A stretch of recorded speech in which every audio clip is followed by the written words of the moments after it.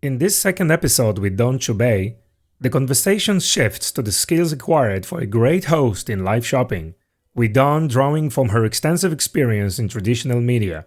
She emphasizes the necessity of multitasking and effectively interacting with a live audience. Additionally, Dawn discusses the importance of hosts being able to cater to diverse viewers, addressing their unique questions and concerns. The episodes also introduce the concept of live selling talent roster and its benefit for brands and agencies in finding suitable hosts. Dawn concludes with a discussion of the future of live streaming shopping, highlighting the continued importance of authenticity and advanced communication skills.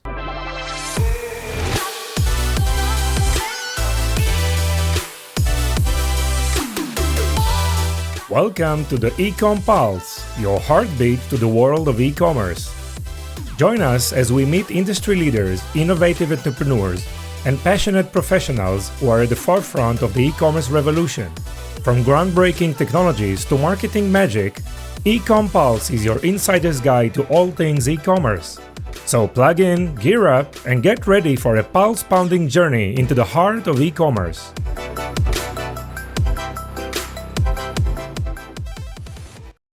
We see that various companies are trying to work with large celebrities or influencers, with the hope of, a major sales in a specific event. And I think it's important for the audience to understand and know that, amazing sellers and exciting sellers who can, spend half an hour or 1 hour with a captivating audience can come from various backgrounds, right? It doesn't have to be, a mega celebrity. By the way, those are probably most of them are not well trained or suited, to run. And expensive.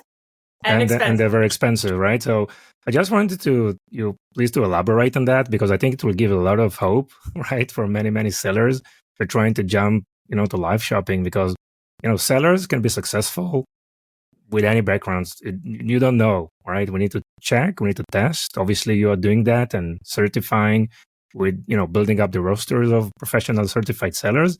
So yeah, what do you think about that? So it's interesting that you talk about that, because one of the examples I use, and 100%, and I'm not saying that just because someone is a little bit more costly doesn't mean they're not worth it. Listen, Sure. there's a luxury goods market, and at the end of the day, you can get a paper bag and hold your lipstick. So of course there's a market for everyone. But I always use this as an example. And, we all hear about the celebrities that are, getting whatever they're getting for whatever post or this and that and the other thing. Having someone like a post is not the same as having someone pull $1 out of their wallet, right? So if you look at somebody who's got, let's say 1 million followers, and you go, I'm going to hire that person because they've got 1 million followers. Mm-hmm. Listen, if that person I'm not saying this is a test, but let's imagine this. Let's imagine that person saying, everybody, I love you so much. Thank you for following me. Can everybody Venmo me or email me $1? Yeah. They're going to get some dollars, 100%. Yeah. But they're not going to get they're not going to get $1 million. They're not going to get $1 million. Of course not. Yeah. Right. Because influence means you actually have to influence. Now, perhaps the mistake was made years ago when someone called someone an influencer just because they got likes and had reach, because that's actually just exposure. Influence means you can influence behavior. And I'm not saying people aren't doing that, but I think now we're starting to see, right? Like from a brand paying someone hosting an event, can they influence? So that means convert customers. So when we talk about who can be your host, can it be a celebrity? 100%. Sure. But either they need to know the specialized skills and strategies that people like me, that TV home shopping hosts, that regular salespeople who have never appeared on camera know how to do. If you don't know how to do that, you may not be as strong of an influencer as you think. And so who can host outside of a celebrity? Well, it can be your salesperson. It could be the president of the company. It can be the skincare formulator, the yoga teacher, the bartender, the chef. It depends on what you're selling. They still need to be comfortable on camera. They should know how to carry a conversation that they can only hear one side of, right? Understanding the questions someone through the screen might be asking. Sure. If that if they're not able to do that, does that mean they can't be a part of your show? No. But whoever is at the helm, right? Whoever is the host or the anchor, right? Whoever, they need to have those skills so that they can tee up the experts. So if I were doing a show, if I was a host for a cookware company, right? Mm-hmm. Let's say there was a cookware, like pots and pans. Sure. I would produce a show like this. And we're going to do all the promotion before and we know all that. But just from the execution of who do we put on camera, I would have the host that knows how to do kind of what I do, right? And I can cook and I can still cut tomatoes. I can do all that. But then I would have the chef who's maybe they're the official ambassador. Maybe they're the ones that you see on the billboards and in the magazines and on the digital ads, right? Yeah. Some chef that everybody knows holding the pan going, I use this brand all the time. Just because they can do that and they own that restaurant doesn't mean they know how to go live what we're doing. Sure. So then I would hire somebody that knows how to do this part so that they can just do what they do, which is interact with the host and sell the product because they're using it. But then you've got the host that knows when to put the calls to action in, right? That knows how to hook, that knows kind of the ins and outs that the chef, if they study, they probably would, but they want to do what they do. And that's good because that's going to sell. That's how I would produce that show. Yeah. Amazing. So, I mean, your background, I mean, all the years in Rogers Media and TV home shopping, I mean, it required, specific type of expertise, knowledge, energy, enthusiasm, right? And the ability to sell. Now, today's live shopping is more interactive, more quick, fast, right? And everything is probably many things are like totally different. So what do you think are the skills that are essential today for a great host that weren't relevant, in the older days, when you were with Rogers Media? So it's interesting because even when I was doing traditional morning TV, right? Yeah. Or location hosting or even sponsored segments, sometimes we think like doing a soccer lesson with at a kids camp is just like regular TV. And really, we're still selling, right? You're not selling a product, but you're selling concepts, ideas. Maybe you're promoting an event. So let's first understand that sales is involved in everything we do. Even charities are selling, right? Everybody is selling something. Yeah. Politicians are selling. Everyone's selling, right? As far as the skills that I took from traditional mainstream media, first of all, to live stream shopping, or let's call it TV home shopping first, but there was both.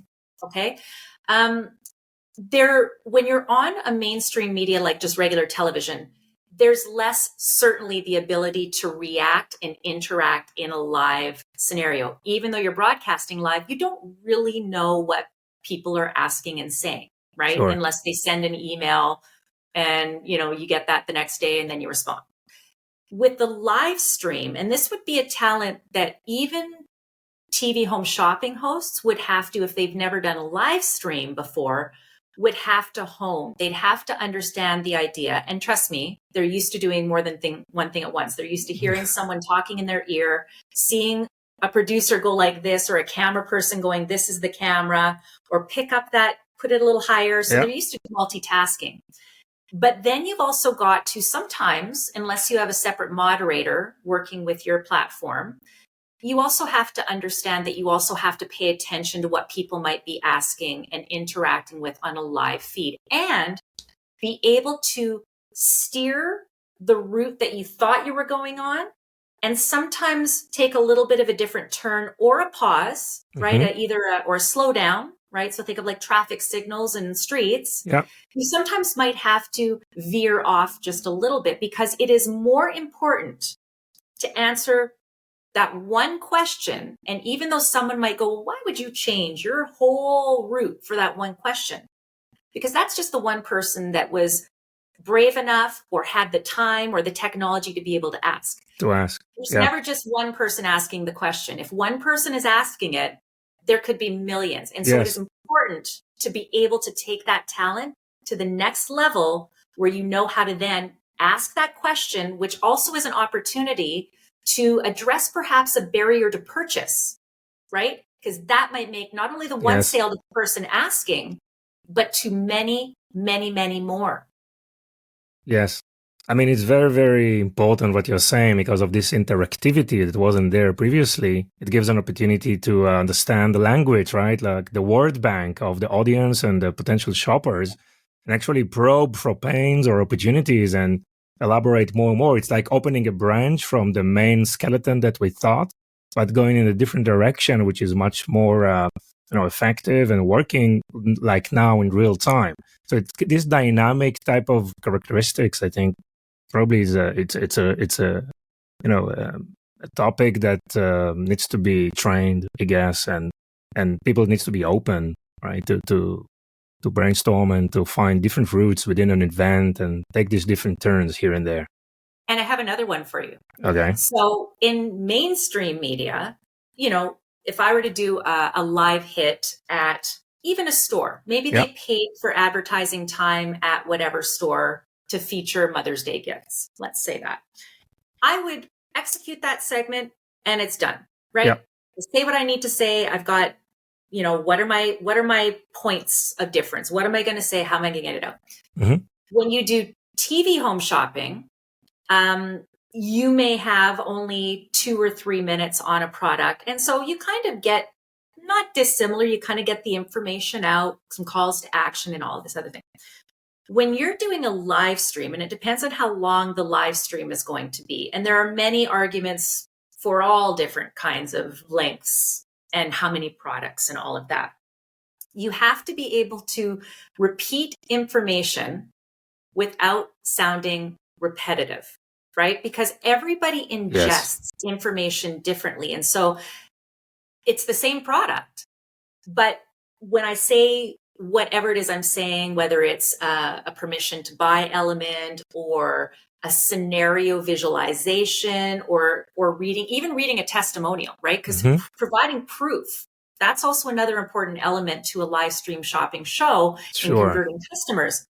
One testimonial or one feature as it relates to a benefit might react to that one person and they're ready to buy. And the other person goes, nope, not for me. And they've already tuned out until you somehow are able to say essentially the same thing, right? Your hair dries 50% faster. Well, some person's going to go, great, perfect. Yes. Well, this is what I was waiting for. Great. That's right. 50% faster, but what else is it doing? Oh, by the way, your hair is actually healthier because you use this, because of the ion technology or the titanium laser, blah, blah, blah. And now that person is like, you got me now. Yeah.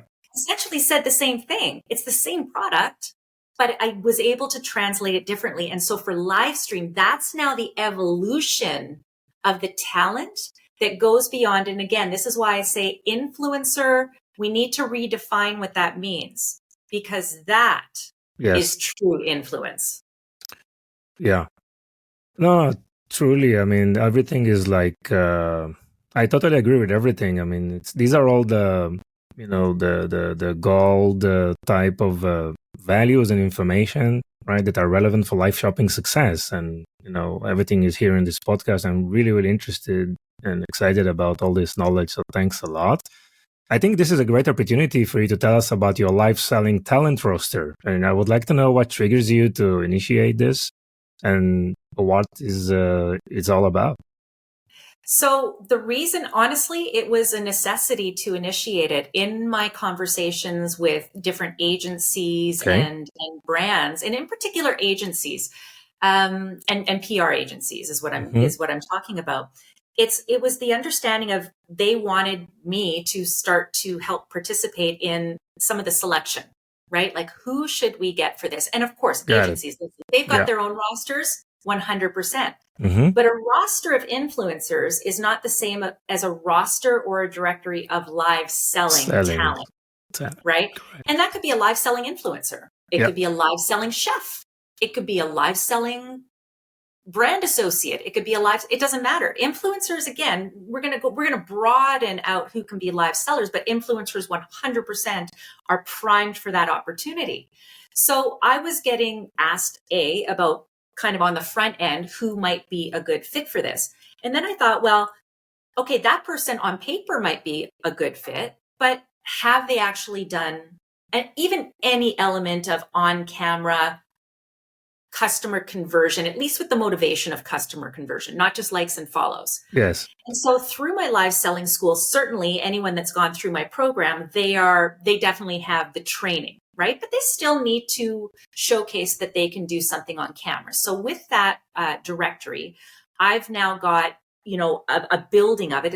I literally just launched it, where there's an opportunity for me to at least have sort of a short demo, even if it's something someone created themselves for this purpose. Now, this isn't going to be a public directory where anyone can just Google in on there, because it's really more of a service that I can offer to people that I'm working with. And you tailor-made it per the specific case.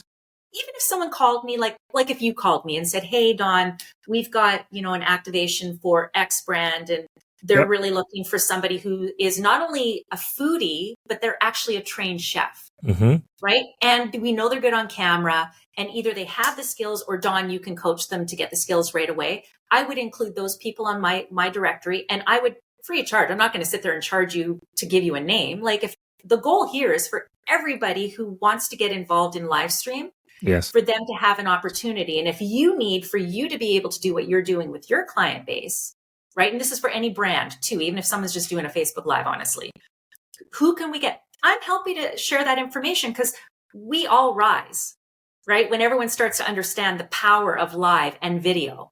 And so that's why I created this roster. So you can find it at livesellingSchool.com, or I've actually created a separate landing page, livesellingtalent.com. And I've got an area where brands or agencies can click on and request, hey, we need talent for this. And if I don't have somebody within that niche, because it's also categorized by niche, if I don't have someone, I have the resources and the sort of the network to be able to find someone. So still put that out there. And then there's a button for live selling talent. Now, this is not a, hey, you apply, you get on the list. There's a criteria. You have to have gone live. Extra bonus points if you actually hosted a live stream shopping event or video or something like that. Or you've also gone through my training program, which at the very least, if you haven't gone live, I know that I've given you exactly what I've done to sell, tens of millions of dollars in product personally. So that's my formula. That's my method. So at the very least, I know that I've given you the framework. And then if I want to, coach the person a little extra or be involved in that, we can do that. So that's why I did it. It's because it's needed. It's also because nothing like that exists. Sure. This is why we need to talk after this episode. I think we have a lot of things to explore here. So actually, these are like talents that are, let's call them certified, or like Dawn's approved, right? There you have some responsibility for that. Sure. I mean, there's no like, it's not a Harvard approved program by any means, but there is no other program doing what I'm doing. And so I take my reputation also very seriously, right? Sure. I think my authenticity, I hope, translates how much pride I have in what I have learned over the years. And by the way, learned from the best of the best. And now I'm passing on that knowledge, but I also understand the modern day technology, which if you ask somebody who's doing the job that I'm doing, from 50 years ago, they may not understand sort of the technology, or at least the potential. So I kind of also bridge that gap.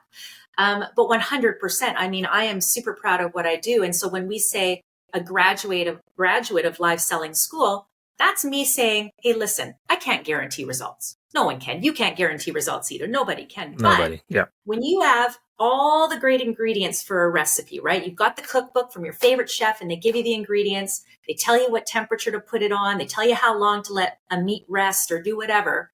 You're set up for the very best success that you can have. Now, I can't control certain elements, right? But I can tell you, I'm going to give you the best chance of success because I've been successful, just like you have, and you're going to do the same thing. And that's what we all do as a community, is we want to create the best scenario, not just for the brand, not just for the retailer, but most importantly, and this is where we always have to remember, everything we do has to be with the customer and the viewer in mind. And so part of live selling skills, part of platforms like you, is to create a great customer experience And that's everything that I'm trying to work with my live selling talent Correct. and my theory. And obviously working, with the data, getting all these insights and improve along the way, right? That's also Evolution. part of the process. Always got to evolve. Exactly. So, we spoke about authenticity, which is like a major word, a major keyword in the last year.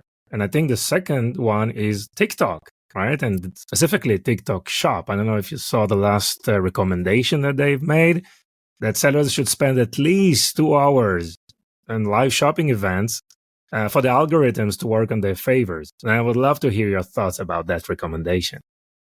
So listen, I could host a TikTok for 2 hours, but talking to yourself on video, even just imagine practicing something where you're talking for 2 hours and trying not to make it sound boring or too repetitive. It is not a simple task. So Sure. First of all, if you're going to try to do that, you 100% cannot wing it. You have to have a plan, right? Yeah. I get the algorithm stuff, and I should say I get it as far as what most people get. I mean, I am not a super tech, how important that algorithm is 100%. And to viewership, that is so important to reach 100%. Does it convert customers? Hard to say. So there's that. I'd like to see the proof that 2 hours for actual sales means I get the algorithm, but does it actually translate into sales?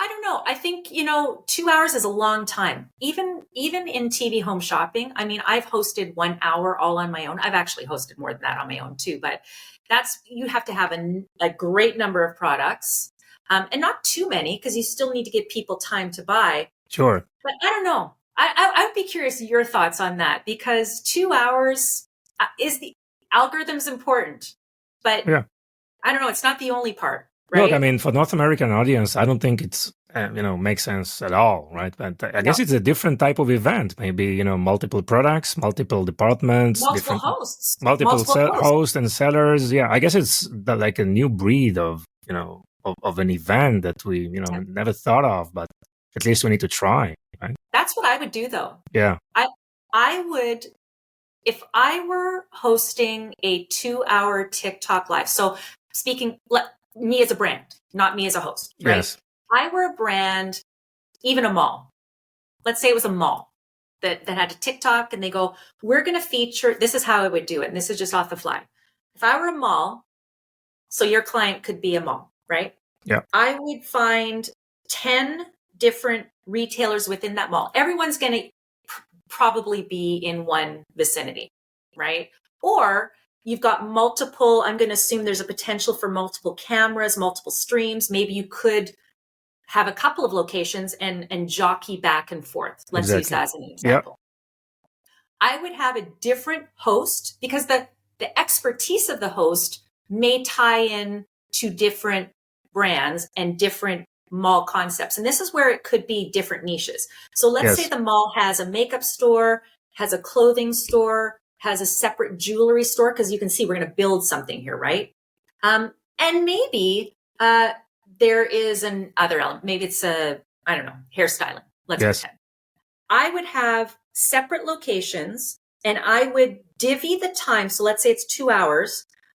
I would not spend, equal amounts in one block on each. I would do a pass by twice. Yeah.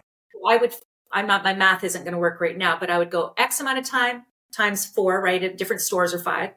And then I would jockey back to those again, because you're not going to get people tuning in for 2 hours. No. 100%. And again, it's different demographics, a different segment for each one of the products, television. Right? Yeah.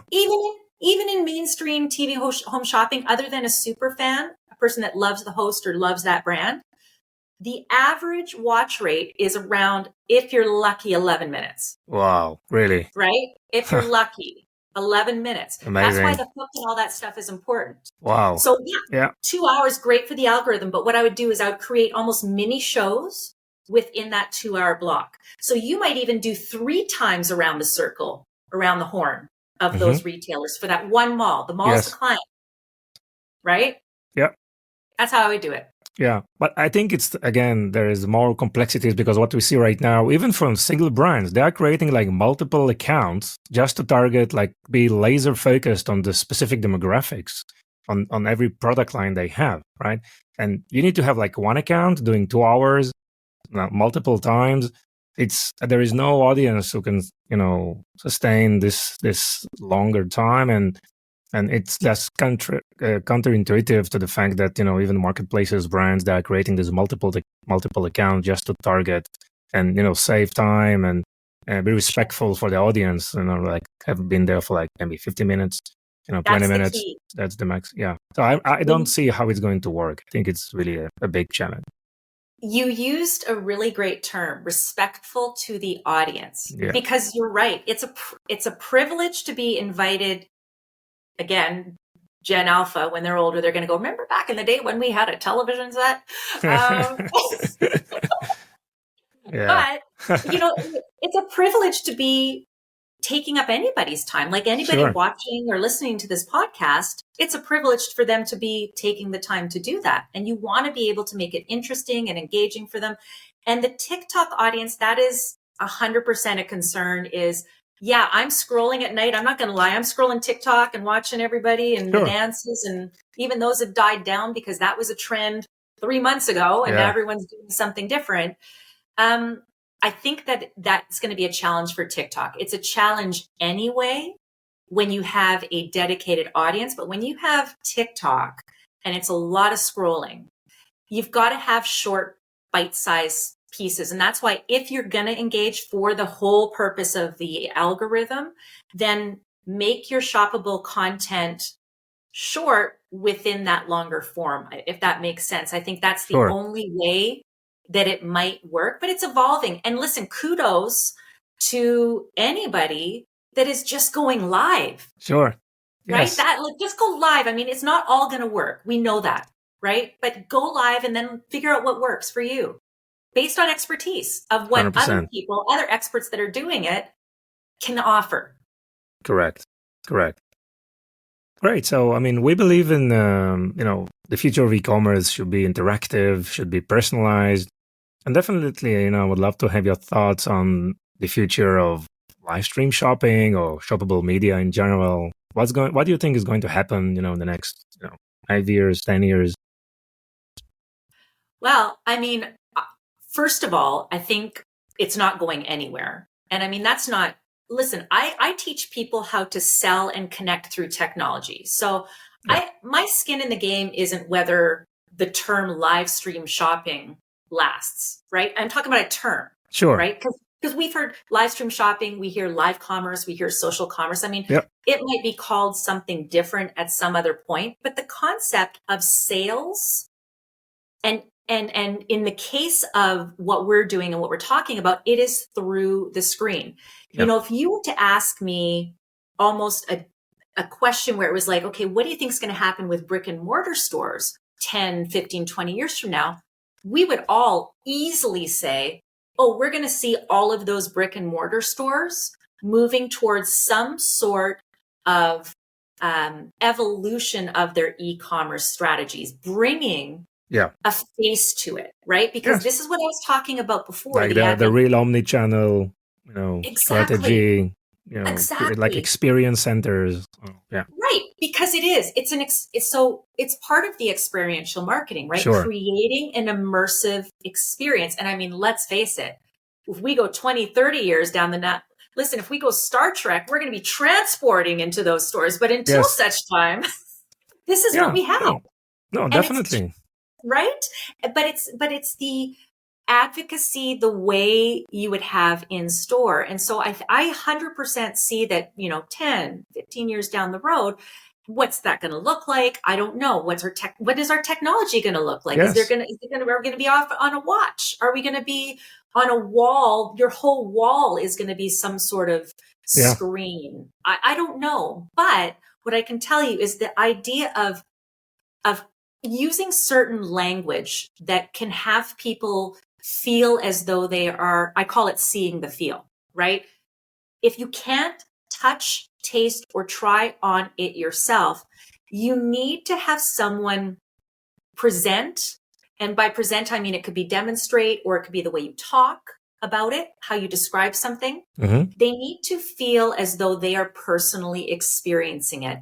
And that I don't think will ever change. I don't think that's going to change today, Sure. tomorrow, 3 weeks, 3 years, 300 years from now. Is technology and the lack of interpersonal communication and interaction. So the less face-to-face we have, the less authentic face-to-face conversations we have, the more important that translation and amplification of authenticity through the screen is. And that will never die. In fact, I think that will become of incredible importance, because here's the thing. How many kids, and again, now I'm going to sound like the old lady, but we have never been more connected with technology, but we have never been less connected and less able to talk to people because of technology. I love technology. I don't want technology to go anywhere. But if everyone just keeps looking at their phones and doesn't know how to, at least if they're looking at their phones, still maintain personality, still maintain the ability to have a conversation, then there's going to be a lot of problems. And so the person appearing with those brands or on behalf of those brands, using the amazing technology that we have, that you have, they need to be able to still be able to communicate. And so teaching a younger generation how to communicate that way is going to help them be a better everything. So live selling skills, using technology and being able to translate how you describe a product or an experience is still going to be important, and that's not going anywhere. Yes, and because they're growing up from an early stage with the mobile phone, they are, presenting and, sharing videos, from the camera is like a native characteristic for them. It's like this thing that they do, if you wake them up in the middle of the night. It's different than our generation, I guess. Right. Yeah, you're not wrong. I mean, that's the thing. I watch some of these, YouTubers, and they can talk to themselves with confidence. Yeah. Now all they need, and I would say that's the kind of host that you want. But now that YouTuber who is super comfortable talking about nothing really, but they're still that's the perfect person. Yeah. Now you give them the content, you give them the research, you give them the strategies, and that's going to be the home run for your audience. So I would be more likely than picking a select. So let's go back to who should they bring in? Is it a celebrity or can it be anybody? Yeah. My husband and I watch more YouTube from somebody that I have no idea who they are. We watch more than that than we do any other kind of programming. And now if a brand can get involved with a talent, and I'm going to call them talent because it is a talent to talk through a camera and to have people, strangers from around the world watching you for to talk about what you ate for lunch. That's still important. That is a communication skill that not everyone has, but it's still not enough to convert. So you'll always need skills, and you'll always need to understand the technology, even if you don't understand how it's created. So like your platform, I think to myself, you just tell me what button to press. You just tell me what I need to do so that I can go live and do what I do. And I think that's where having the technology like you have is so incredibly important, and to make it user-friendly. And it's never been a better time for somebody to engage in this time of marketing and in this type of retail as what we have right now. Exactly. And we know video works, right? Definitely the, like short form videos, they're like super, super successful right now. And, I see also scenarios right now when, in this between 30 to 60 minutes, you can convert to purchase. And this is I think, a niche that is like ramping up right now. People are posting the short form videos up to 1 minute, but then you can promote a product, tag a product in this post, right? And even convert to a landing page. So that's definitely something that I'm sure that you're working also with your clients. And, before we going to do a summary of everything, so you're working with talents on, training for performing those live shopping, events. You work with brands, you work with agencies. Anything that I've missed?